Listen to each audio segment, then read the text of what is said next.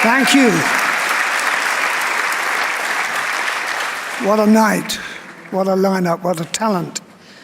Your Majesties, Your Highnesses, Excellencies, ladies and gentlemen, when we started our band in 1970 in and around the colleges of London University, we had ambitions but never dreamed of the journey that was to follow.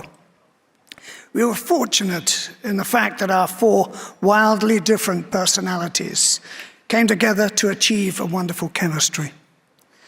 What was an incredible trip around the world and the cities of the world through so many triumphs and twists of fortune in so many countries came to a tragic halt with the loss of our dear Freddie Mercury. This was a hammer blow, especially to John Deacon, our bass player, who found he couldn't go on.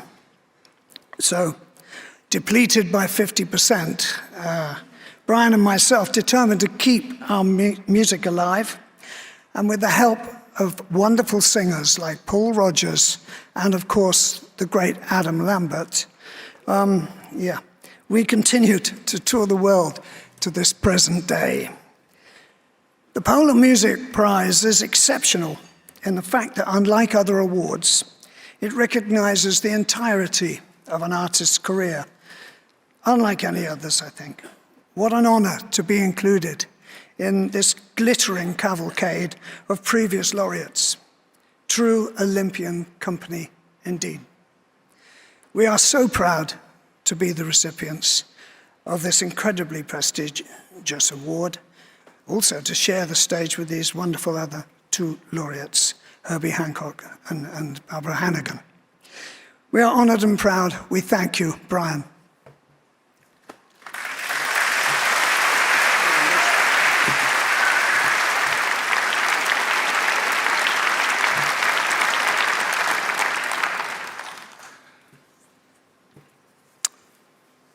Your Majesties, Your Highnesses, Excellencies, ladies and gentlemen, thank you all so much for honoring Queen in this way.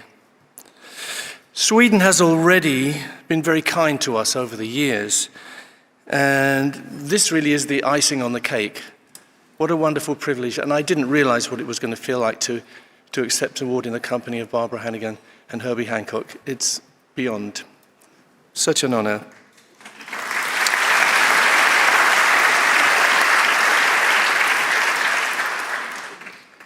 For Queen, Swedish audiences actually have been one of the most loyally supportive in the world ever since we first played in Gothenburg in 1974. And we all got our clogs. Some of us still have them. In this special moment, I contemplate how that younger Brian May in 1974 would have felt if he knew that we would be living this kind of dream 50 years in the future. It would have been almost unimaginable to me. While we as an emerging young rock band were away on these early Queen tours, my dad, Harold May, back home, used to create beautiful maps of our journeys around the globe. Of course, my dad actually disapproved very strongly of what I was doing.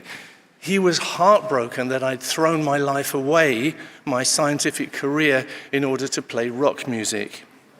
His dream was for me to get what he called a proper job. It's too late now. But of course, my dad, forgive me talking about him, my dad was the one who sat with me night after night when I was 17 in his little workshop in our house, creating with our bare hands the homemade guitar, the Red Special, that was to be my companion all the way around the world many times in the future, including here, of course.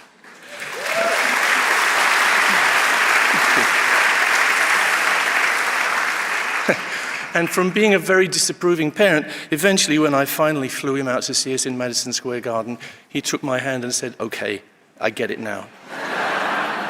Which is lovely. So, my dad's long gone now, but I kind of feel he's here with us tonight in Stockholm. So I've never done this before, but tonight I would like to share my quarter of this magnificent prize with my dad, Harold May. Thank you, Dad.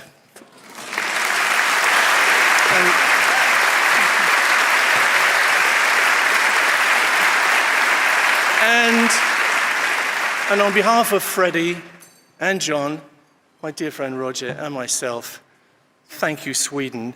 Tusen tack. Svalje.